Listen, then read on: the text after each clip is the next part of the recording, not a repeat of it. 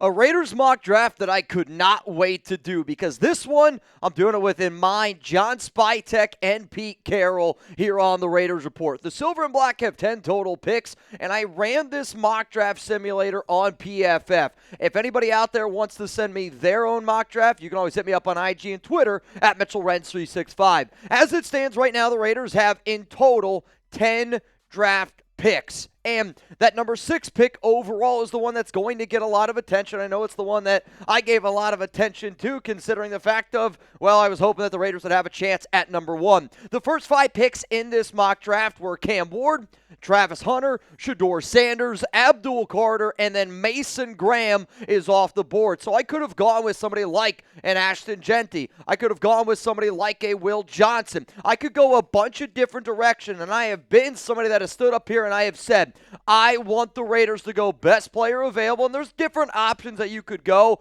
For that reason, I had what Pete Carroll would do in mind, what John Spytek would do in mind, and I think if this was the situation, they would end up going here with Will Johnson, cornerback from Michigan, 6'2", 200 pounds. You go back and you look at some of those great Legion of Boom defenses. And Richard Sherman, and it's a different style of player, but the Raiders clearly have a need at corner. And you pair Johnson with somebody like Ja'Cory and Bennett, it's going to really, really help out that back end. Now, again, I'm hoping the Raiders bring back somebody like an Adam Butler, bolster that defensive line, because it's going to make Johnson much, much better. Let's go to the second round here of my Raiders mock draft presented by Game Time. Second round, I was looking for offensive line, and I was really pleasantly surprised the fact that I was able to go out and get Wyatt Milum, 6'6", 317-pound behemoth from West Virginia.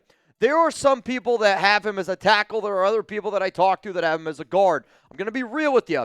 I've talked about Mekhi Becton in passing, where I said if it was up to me, I would have put Mekhi Becton right from the jump at guard because he was just so big. That's kind of my thought process here with Milum. Yes, he looked good at West Virginia over the past 3 seasons. It's got better and better and better. However, though, when I look at this Raiders offensive line, I want JPJ to be the center.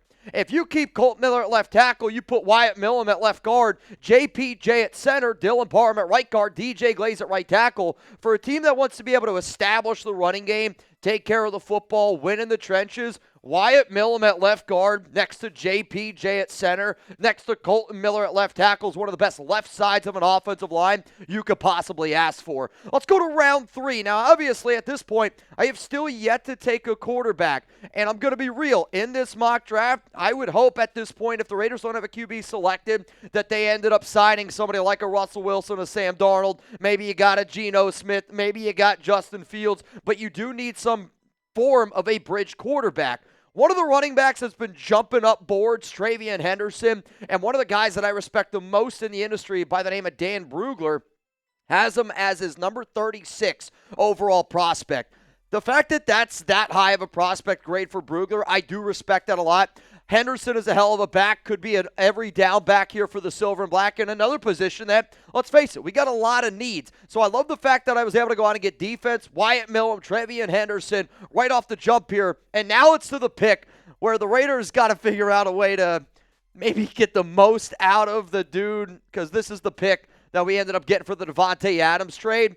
And I decided to go best player available here yet again, where this one could create a little bit of controversy because I like Marcus, and I don't know how to pronounce his last name, but when I watched his tape, if you want a offensive lineman and you want to go with a run-heavy scheme, Marcus Mbow, or Bow, I think the M is silent, is somebody that you're going to fall in love with. He is a really good athlete, and I know the Raiders already have DJ Glaze. To me, I'm just going to try to create a little bit of competition, 2 third-round picks, kind of different regimes, battling it out. I also am a believer that Glaze could be an offensive guard, and if worst-case scenario, Glaze is your 6th offensive lineman, it's not a bad thing to have a little bit more depth. Also because, Dylan Parham's kind of getting down his contract where I don't know if he's going to end up coming back in the 2026 offseason. So 2 offensive linemen. Milum, to me, can play left guard. Marcus can play right tackle. TreVeyon Henderson is going to be the running back. Will Johnson at corner. I still wanted to be able to go some more pieces on defense, and I am actually shocked that out of my first 5 picks, 4 of them are on the offensive side of the football, and I'm going to go with another player here The height and weight, that's not accurate. 104 catches, 1,382 yards. He is a big-bodied receiver. I want to say he's like 6'2", 6'3", about 195, 200 pounds. But this is somebody that led the entire country in a lot of receiving yard metrics. And he's going to be one of those prospects that people aren't necessarily sure where to classify him because he went up against weaker talent. But at the same time, when he was at the Senior Bowl, he showed that he could hang. And when I look at players that are kind of in that realm, you want to see that they can perform when it matters the most. In the 4th round at pick 106, he's 6'3", yeah. Honestly, when I watch this tape, and I'm only saying this, and this is probably only going to resonate with Raiders fans, he is a much more athletic Keelan Doss. Like, good receiver, good hands. Keelan didn't do anything all that special. Nick Nash is a far superior receiver than somebody like Keelan Doss, so hopefully that resonates with some of the Raiders fans out there. I got more picks here coming up, and there's a lot of picks, especially in the 6th round, 3 in total. Today's show, though, is sponsored by Game Time. Last-minute tickets, lowest price guarantee. I would love to be able to go watch Pete Carroll and John Spytek in action. But you know what? Sometimes you're not able to do it, and I totally get that. But if you are planning on going to an event, maybe it's a hockey game, maybe it's a basketball game, maybe it's a concert, theater, what have you, Game Time is the #1 place to get your tickets. Take the guesswork out of buying tickets with Game Time today. Download the Game Time app, create an account, use code CHATSPORTS for $20 off your first purchase. Terms apply. Again, create an account, redeem code CHATSPORTS for $20 off. If you're wondering what time is it, it's Game Time. And if you do actually go ahead and download the Game Time app, check out the Game Time picks. This is going to help you find the best prices available. If you're a shopper, when you walk into a store, you go to the clearance rack, or when you go online and you shop, if you're somebody that looks at the best prices and best deals available, well, then you definitely need to go get started with Game Time. This is an app that I have gotten tickets for my fiance. I've gotten tickets for my dad. I've got tickets for my fiance's dad. If I trust this app for all of those things, I hope that you guys also realize how great of an app it is when you're trying to get tickets. Huge shout out to Game Time for sponsoring this mock draft here on the Raiders Report. Let's now go into round 5. Then we got 3 picks in round 6, and then we'll put a bow on this piece in round 7.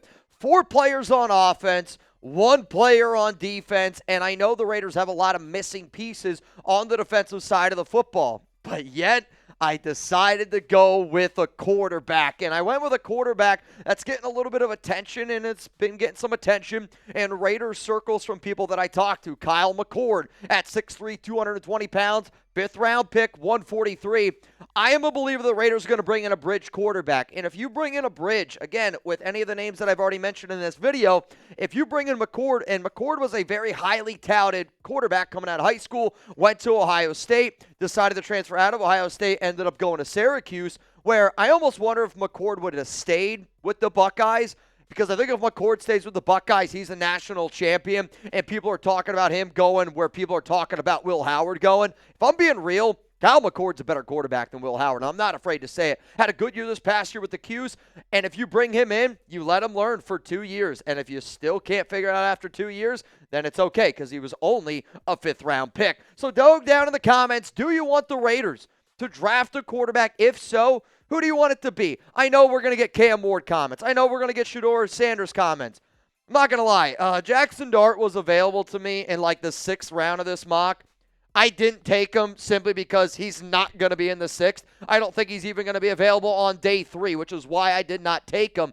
But, like, if there's a certain quarterback you want the Raiders to take, throw his name down in the comments, and I'll be looking. Let's go to round 6 now. We got 3 picks in this one, and this is going to be maybe the most fun I've ever had in the 6th round when we are actually live. And for those of you that don't know, Chugs and I will be live for every single pick. You will see the picks here on YouTube before they are announced on TV. And those 3 days, it's literally like 30 hours of NFL draft coverage. It's a lot of fun here. I'm going to go with Upton Stout. And this is another player that I don't know if he's going to be there in the 6th round, where once people see how good of a player he is, undersized, 5'9", 182, going to be a special teams dog. And if I'm looking in the 6th round, and for the Raiders, Marcus Epps, Trevon Merrick, Isaiah Paul-Mao, I don't know if you're going to be able to bring back all those players. Plus, you have Trey Taylor and Chris Smith. Those are 2 different regimes. Stout is a hell of an athlete and somebody that's going to be able to provide some spark on special teams. And who knows? Could be a solid player in that secondary. Earl Thomas was also a very small safety. Let's go to another round 6 pick here, and I'm going to go at the linebacker position. You could put this one to pen and paper. I'm going to go Greg Penn III out of LSU. Physical linebacker, really just another downhill runner.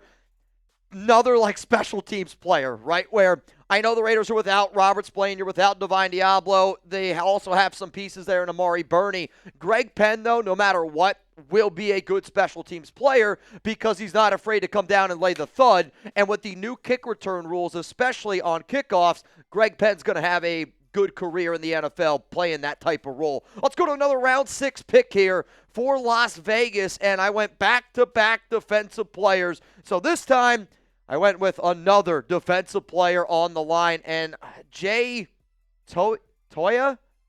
Is that how you pronounce it? The only reason why I'm going to go with him is because he is a humongous human being on the interior. At 6'3", 325, the Raiders need another 3-tech. You need somebody that you can plug up the middle. I want the Raiders to bring back Adam Butler. John Jenkins is kind of out the door. The Raiders with somebody like a Jonnu Lalu, I think did a good job with him last season. Zach Carter, another player that might decide to come back. I want to say he's either a restricted free agent or an exclusive right free agent. We need more depth on the interior, and when you look at a team last season, we tried to get the most out of a Byron Young, out of a Nesta Jade Silvera. Think of Jay here as that type of replacement player. The final name then I'm going to go with here in round 7. As you can see, day 3 of my NFL draft has been all about depth, and one of the players that I really, really liked that I saw this past week at the Senior Bowl, and a lot of the hype around him at the Senior Bowl, was Upton Chisholm III. Some people might look at this guy and they go, who the hell is this? But also remember, Cooper Kupp went to Eastern Washington, which is maybe why I'm falling in love with it a little bit. But 120 grabs, 1,300 yards, 13 touchdowns.